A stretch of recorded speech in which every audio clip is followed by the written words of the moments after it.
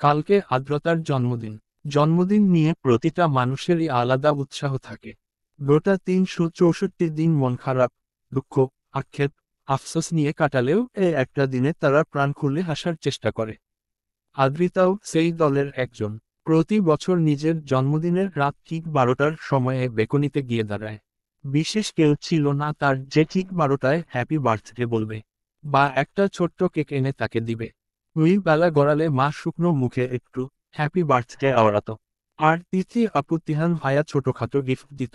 এই যেমন একটা কলম বক্স, জ্যামিতি বক্স, টিফিন বক্সে যা হোক।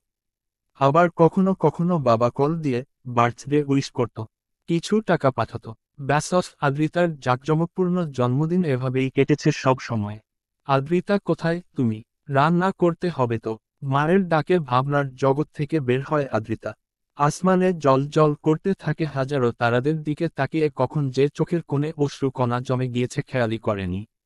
ডান হাতের উল্টো পিঠে চোখের পানি মুছে রুম থেকে বের হয় সে। বাড়িতে মাসি এবং আবরারের 4 বন্ধু ছাড়া আর কেউ নেই। কিচেনে যেতেই দেখতে পায় সিয়াম কিছু একটা করছে লুকিয়ে লুকিয়ে। আদ্রিতা কপাল কুঁচকায়, ধীর গতিতে পা বাড়িয়ে এগিয়ে যায়। কান এগিয়ে শোনার চেষ্টা করে। সিয়াম ফিসফিস করে কাউকে কলে বলছে। ইশারা, চলো মিট করি আমরা। ওপাশ থেকে ইশারা কি বলে শোনা যায় না, তবে আদ্রিতার পেছনে থেকে 3 ইডিয়েট বলে ওঠে, ইশারা মিট করিও না ভুলেও। সিয়ামের কিন্তু এনার্জি নেই। তার মেইন পয়েন্ট দুর্বল। যে ভয় কিচেনে লুকিয়েছিল সিয়াম সে ভয়টাই দৌড়ে চলে এসেছে তার কাছে। বিরক্তিতে চোখ মুখ কুঁচকে ফেলে সিয়াম আদ্রিতা এক কোনায় গিয়ে দাঁড়ায়। আমান আবারও বলে ওঠে, ডাক্তার দেখিয়েছি বুঝলে ইশারা। ডাক্তার দুঃখে কানতে কানতে বলল, এই মেশিনের তেল শেষ, আর চলবে না। সিয়াম কলখানা কাটতে গিয়ে লাউড স্পিকারে দিয়ে ফেলে। ওপাশ থেকে ইশারা বলে, তেল কিভাবে শেষ হলো? উচ্চ স্বরে হেসে ওঠে ইভান, আমান আর আহাদ। হাসি নিয়ন্ত্রণে এনে আহাদ বলতে যায়, আমি ডিটেইলস বলছো। বাকিটা শেষ করার আগেই সিয়াম কল কাটে। রাগী দৃষ্টিতে বন্ধুদের পানে তাকিয়ে কবিতার স্বরে বলে ওঠে, বন্ধু নামে কলঙ্ক তোরা, আমারই ভাই কপাল পোড়া। কোন দুঃখে পেয়েছিলাম তোদের, নষ্ট করে দিলি আমার পিরিতে সাদের। আমান সিয়ামের পিঠ চাপকে বলে, বাহ কি সুন্দর কবিতা, আরও বলতে থাক, শুনতে ভালো লাগছে। সিয়াম বলে না, মুখ বাঁকিয়ে চলে যায়। বেচারা সব সময় ইশারার সামনে তার প্রেস্টিজ পাঞ্চার হয়ে যায়। এই মুখ কি করে দেখাবে মেয়েটাকে? রাত 11:40। আজকে সারাদিনে আবরার তাসনিনকে দেখেনি আদ্রিতা। কোথায় গেছে জানা নেই। সিয়াম, আমান, আহাদ, ইভান ওরা তো সারাদিন বাড়িতেই ছিল। ছিল না শুধু ওই একটা মানুষ। মা তার পছন্দের সব খাবার রান্না করে অপেক্ষা করছিল। অবশ্যই এখনো অপেক্ষা করছে। তবে আদ্রিতা জানে সে আসবে না। তার কাছে ইমোশন, টাইমিং, ভালোবাসা এসবের কোনো ভ্যালু নেই। বড্ড পাষাণ এবং হার্টলেস মানুষ কিনা। এসব ভাবতে ভাবতে বেকনিতে গিয়ে দাঁড়ায় আদ্রিতা। আজকে আসমানে চাঁদ নেই। রাস্তায় থাকা ল্যাম্পপোস্টগুলোও জ্বলছে না। যেন তারাও আজকে চাঁদের মতো লুকিয়ে পড়েছে। অমাবস্যা নেমেছে তাদের জীবনেও। আদ্রিতা ঘুটঘুটে কালো রঙের আসমান পানে তাকিয়ে বিড়বিড় করে বলে ওঠে, ওহে চাঁদ, আমার ব্যক্তিগত চাঁদকে বলে দিও আমি তাকে অসম্ভব ভালোবাসি, সে যেন আমায় ভুলে না যায়। মনের কোণে কিংবা জীবনের শেষ পৃষ্ঠার এক লাইনে যত্নে সাজিয়ে রাখে। আমি আগাছার ন্যায় সে এক কোণায় অতি সুন্দর ফুল হয়ে তার বুক পকেট থেকে যাবে অবহেলা সহ্য করে। তখনই একটা শব্দ হয়। কিসের শব্দ? আদ্রিতা আসমান থেকে দৃষ্টি ফেরায়। আশেপাশে তাকিয়ে শব্দের উৎস খুঁজতে থাকে। তখনই চারিপাশে লাইট জ্বলে ওঠে। বহু লাইট নয়, মিটিমিটি তারা। এবং বিশাল বড় সাইজের একটা বাঁকা চাঁদ। আসমানে ভেসে উঠেছে ইংরেজি বর্ণ দিয়ে সাজানো লেখাটি, হ্যাপি বার্থডে পার্টি। আদ্রিতা আশ্চর্য হয়। 2 হাতে মুখ চেপে ধরে তখনই আরেকটি চমক দেখতে পায়। ব্যালকনি থেকে কিছুটা দূরে বিশাল সাইজের মনিটরে ভেসে উঠছে আদ্রিতার ছোট থেকে বড় হওয়ার ফটোগুলো। 1 months, 2 months, 3 months, মানে জন্ম থেকে বেড়া ওঠা অবধি সকল মাসের ফটো। মিউজিক বেজে ওঠে, তুহি তো জান্নাত মেরা, তুহি মেরা জুনু। এখানেই শেষ নয়। হঠাৎ করে আদ্রিতার সামনে আসে আবরার। হাঁটু মুড়ে বসে পড়ে। হাতে লাল রঙের একটা বক্স। তাতে ডায়মন্ডের রিং। সেটা আদ্রিতার পানে এগিয়ে দিয়ে বলে ওঠে, ভালোবাসা কাকে বলে আমি জানি না, বাট যদি ভালো থাকার নাম ভালোবাসা হয় তাহলে আমি তোমাকে প্রতি মুহূর্তে ভালোবাসি। পাখি, আই লাভ ইউ। আদ্রিতা ঠিকঠাক শুনতে পেল না বোধহয়। আবরার তাকে আই লাভ ইউ বলল। নাকি ভুল শুনল? আদ্রিতা মায়া মায়া নয়নে তাকিয়ে থাকে আবরারের মুখ পানে। মানে সে আবার শুনতে চায় আবরার ঠিক কি বলল। কি বললেন?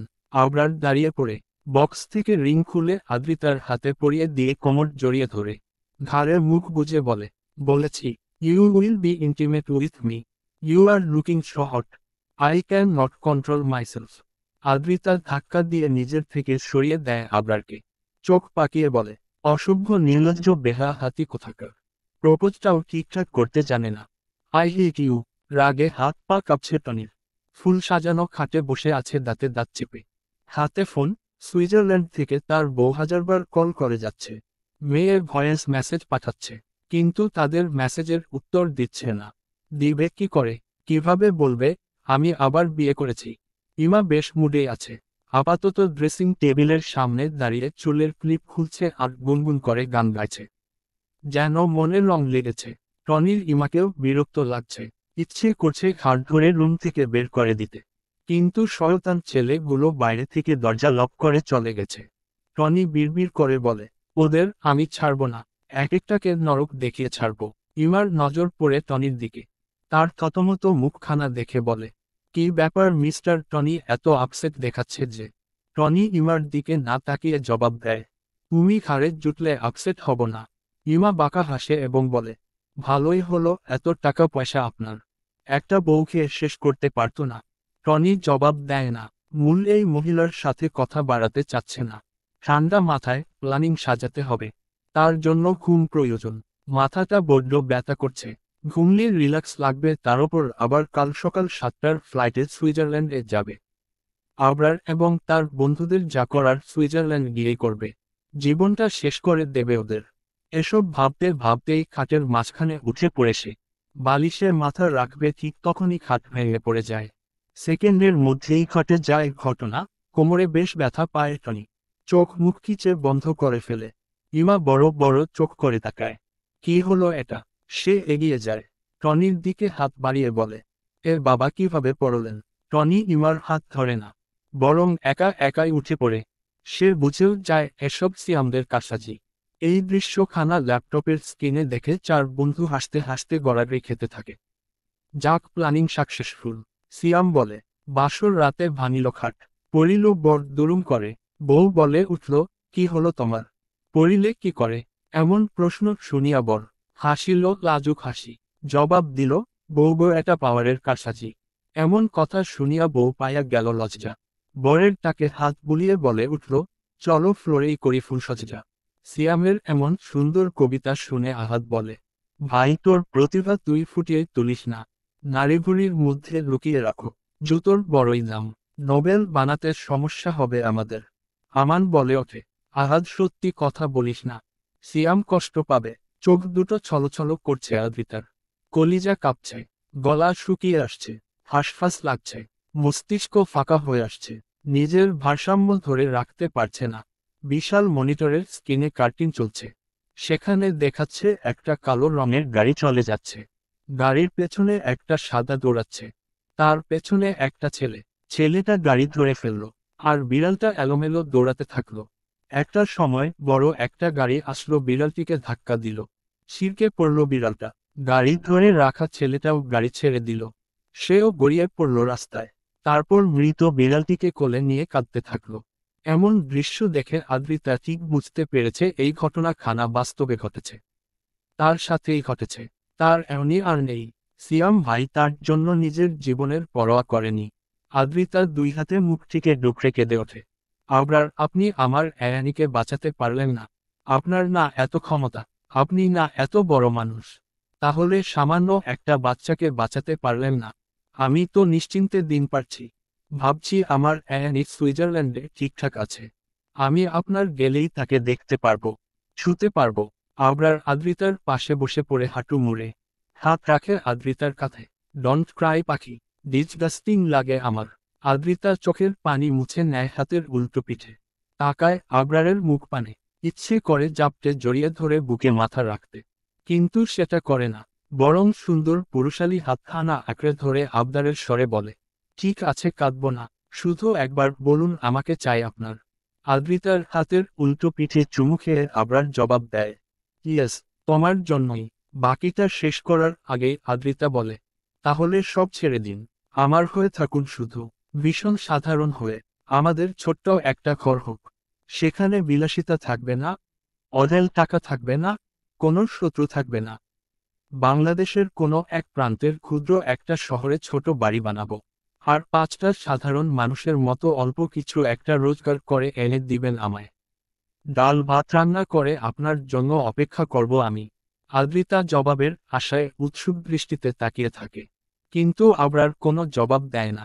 আদ্রিতা আরও একটু শক্ত করে চেপে ধরে আবরারের হাত, পুনরায় বলে, আমার হয়ে থাকুন না আবরার, খুব সাধারণ হয়ে বাঁচব আমরা। পরন্ত বিকেলে আপনার হাত ধরে কিছুটা পথ হাঁটব, ছুটির দিনে আপনার সঙ্গে গোটা শহর ঘুরে বেড়াবো। রাস্তার ধারে আগাছায় বেড়ে ওঠা সাধারণ ফুল আমার হাতে দিয়ে বলবেন ভালোবাসি। ব্যাসস, আর কিচ্ছু চাই না আমার। আদ্রিতার কথায় একটু হাসে আবরার। আদ্রিতা থেকে নিজের হাত ছাড়িয়ে নেয়, তারপর 2 হাত আদ্রিতার 2 গালে রেখে কপালে চুমু খেয়ে উদাস স্বরে জবাব দেয়, তোমার মতো থাকতে আমি খুব চাই, আমার মতো থাকাটা আমার দুর্ভাগ্য। আবরারের কঠিন কথা বুঝতে পারে না আদ্রিতা, শুধু এইটুকু বুঝতে পারে, আবরার থাকবে না, তাকে বেঁধে রাখতে পারবে না, থাকবেন না আমার সাথে। আমি বেপরোয়া খোঁড়া পাখি, তুমি সংসারের বাঁধনে বাঁধতে পারবে না আমায়, আর আমার থেকে মুক্তিও পাবে না। আপনার অনেক শত্রু আবরার, টনি ছাড়বে বা আপনাকে, আমার বাবাও ছাড়বে না। প্রসঙ্গ পাল্টে আবরার বলে, পাখি একটা গান শুনবে? ইউ নো হোয়াট, কলেজ লাইফে অনেক গান গাইতাম, গিটার বাজিয়ে বন্ধুদের আড্ডা জমাতাম। ওয়েট এ মিনিট, গিটার নিয়ে আসছি, তোমায় গান শোনাবো। আবরার চলে যায়, নিজের রুমে গিয়ে আলমারি থেকে পুরনো গিটার খুঁজে বের করে, এবং সেটা নিয়ে ফিরে আসে আদ্রিতার কাছে। পাশে বসে গিটারের সুর তোলে। অনেক দিন চর্চা করা হয় না, তবুও ভালোই সুর তুলতে পারে। সেই সাথে ঠোঁট মিলিয়ে গাইতে থাকে, আজ এক নাম না কোনো পাখি, ডাক দিলে ঠোঁটে নিয়ে খড়কুটো। আজ এলো কোন অজানা বিকেল, টান দিল গোধূলি এক মুঠো। তুমি যাবে কি, বলে যাবে কি, দেখো ডাকছে ডাকলো কেউ।